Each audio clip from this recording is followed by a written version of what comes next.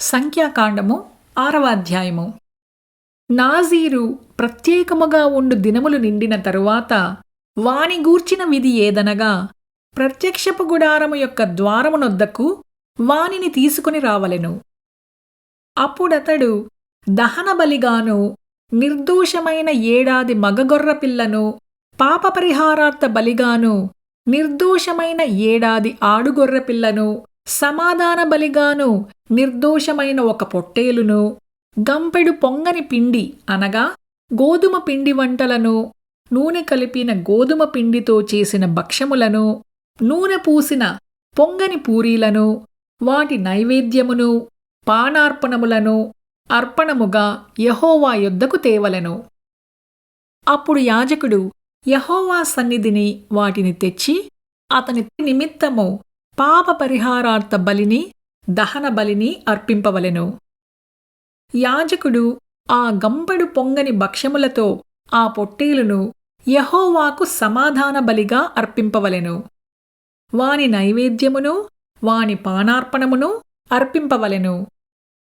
అప్పుడా నాజీరు ప్రత్యక్షపు గుడారము యొక్క ద్వారమునొద్ద తన వ్రత సంబంధమైన తన తల వెంట్రుకలు గొరిగించుకొని, ఆ వ్రత సంబంధమైన తన తల వెంట్రుకలు తీసుకొని సమాధాన బలి ద్రవ్యము కిందనున్న అగ్నిలో వేయవలెను.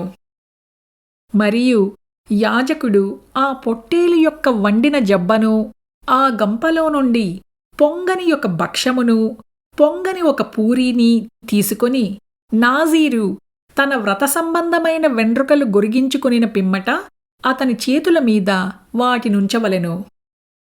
తరువాత యాజకుడు యెహోవా సన్నిధిని అల్లాడింపబడు అర్పణముగా వాటిని అల్లాడింపవలెను. అల్లాడింపబడు బోరతోనూ ప్రతిష్ఠితమైన జబ్బతోనూ అది యాజకునికి ప్రతిష్ఠితమగును. తరువాత ఆ నాజీరు ద్రాక్షారసము తాగవచ్చును. మ్రొక్కుకొనిన నాజీరు తన కలిమి కొలదీ ఇచ్చుదాని గూర్చిన విధియు, అతడు నాజీరయ్యున్నందున యెహోవాకు అర్పింపవలసిన దాని గూర్చిన విధియు ఇదే. తాను మ్రొక్కుకొనిన మ్రొక్కుబడి చొప్పున నాజీరును గూర్చిన విధిని బట్టి ఇదంతయు చేయవలనని చెప్పుము.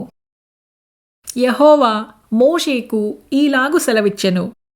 నీవు అహరోనుతోనూ అతని కుమారులతోనూ ఈలాగనుము. వీరు ఇజ్రాయేలీయులను ఈలాగు దీవింపవలెను. యెహోవా నిన్ను ఆశీర్వదించి నిన్ను కాపాడునుగాక.